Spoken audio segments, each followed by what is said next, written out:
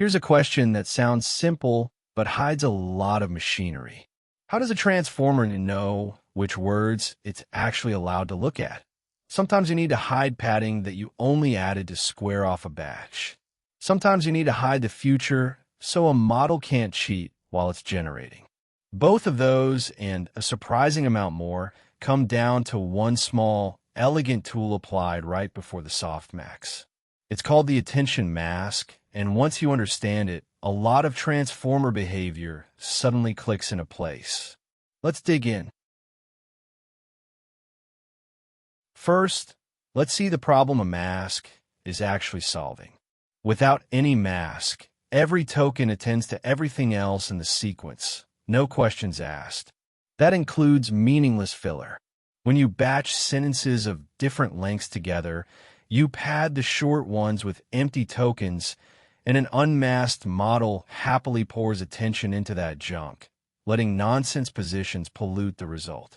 An attention mask fixes this by declaring, ahead of the softmax, which token pairs are allowed and which are forbidden. Padding gets blocked, so it contributes nothing. Future words get blocked, so generation stays honest. That same simple grid of allow and block flags quietly controls exactly what the model is permitted to see. So how does a mask actually do its work? It comes down to 4 steps. Watch the sequence. It starts with a grid. For every pair of tokens, the mask carries a single flag, allowed or blocked. A causal mask blocks everything in the future. A padding mask blocks the filler positions. Whatever the rule, it's really just a table of yes and no over token pairs. Next, we push that grid into the attention scores.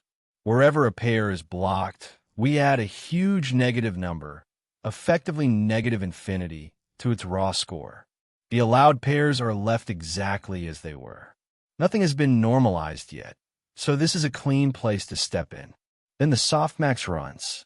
Exponentiating a score of negative infinity gives essentially 0, so every blocked pair collapses to no weight at all. The allowed weights renormalize among themselves and still sum neatly to 1, exactly as attention requires. The outcome is that attention flows only where you permitted it. Padding is ignored, the future stays hidden, and the model quietly behaves as if the forbidden tokens were never there. One little grid, applied before the softmax, shapes the entire pattern of what the model sees. Strip it down, and 3 ideas capture what a mask really is. At its core, a mask is just a set of flags over token pairs. For every position looking at every other position, it says allowed or blocked.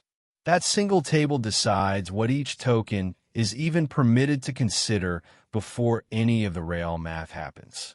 The mechanism is beautifully simple.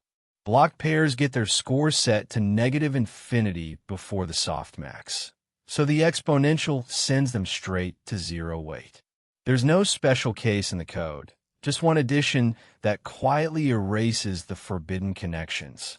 The real power is flexibility.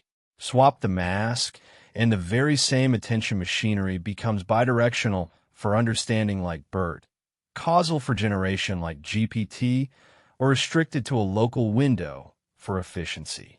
You can even pack several documents into one sequence without letting them bleed across boundaries.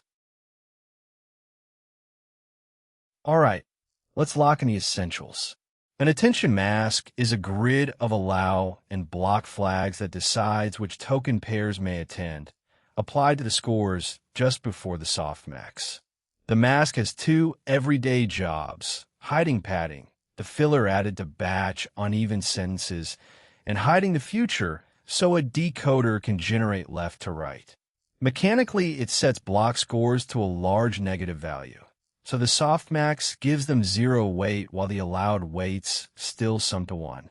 Because a simple swap turns the same attention into bidirectional, causal, or local, the mask is really the control panel of a transformer. If you like seeing the small tricks that make these models work, there's plenty more waiting for you at standarity.com. See you there.